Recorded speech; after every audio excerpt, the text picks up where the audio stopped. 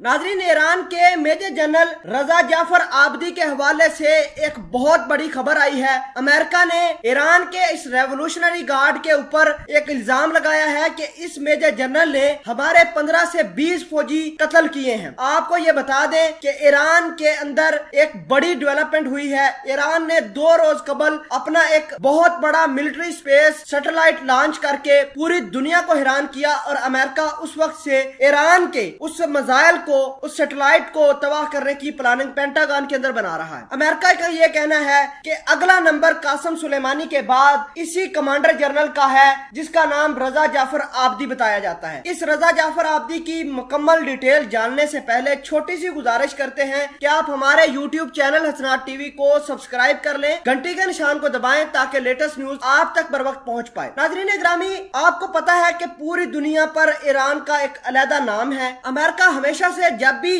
Gulf के अंदर कोई अपनी स्ट्रेटजी बनाता है तो सबसे पहले ईरान को सामने रखता है। ईरान ने 2 रोज कबल मिलिट्री स्पेस सैटेलाइट लॉन्च करके अमेरिका को बता दिया कि उसके पास कितनी ताकत है। मैं आपको यह बता दूं कि आजकल जितनी भी ईरान की बड़ी बड़ी डेवलपमेंट होती है, जितने भी इनके मिसाइल बनते हैं, जितने भी गन बोट्स बनती हैं, मिसाइल बनते हैं, ballistic missile, guided missile, Iran के जितने भी ये टेक्नोलॉजी आजकल चल रही है उसके पीछे यही कमांडर जनरल है रेवोल्यूशनरी गार्ड का, जिसका नाम रजा जाफर आबदी है। अब अमेरिका ने पेंटागन के अंदर यह फैसला किया है कि कासिम सुलेमानी के बाद इसी रजा जाफर आबदी को उड़ाना है। आपको बता दें कि ईरान के अंदर इस कमांडर जनरल का बड़ा नाम है और आपको यह भी बता दें कि जब कासिम सुलेमानी की शहादत हुई थी तो इसी कमांडर जनरल ने मिसाइल लॉन्च किया था इराक में मौजूद अमेरिकी एयरबेस को, जिसका नाम अल असद था। उस मिसाइल एयर स्ट्राइक के अंदर अमेरिका के तकरीबन 15 से 20 लोग मारे गए थे। अमेरिका को तकलीफ यह हुई है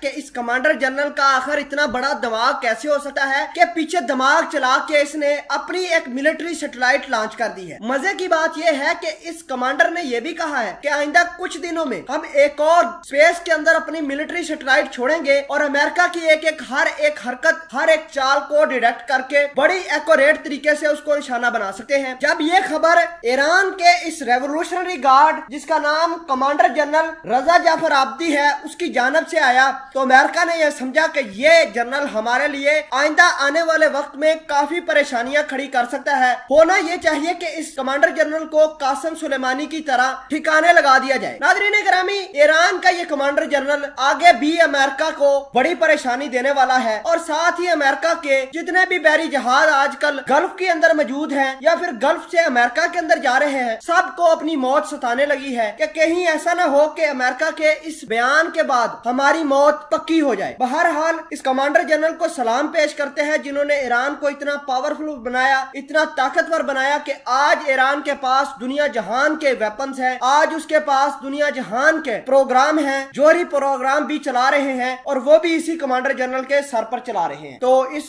कमांडर जनरल को सलाम पेश करते हैं। रजा जाफरी आबद जिंदाबाद।